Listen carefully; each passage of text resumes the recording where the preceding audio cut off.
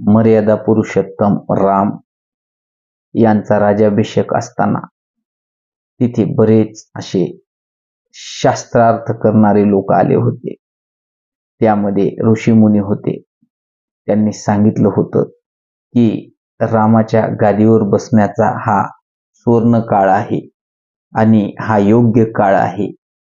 या दिवशी जर राम गादीवर बसला तर तो इतिहास घडवेल आणि जी ती वेळ होती त्याच वेळी रामाला वनवासात जावं लागलं.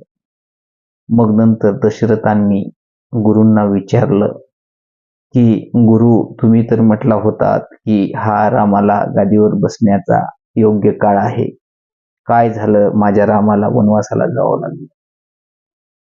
तर गुरूंनी म्हटले की हो, मी आताही तेच म्हणेन की रामाला गादीवर बसण्याचा हा योग योग्य आहे.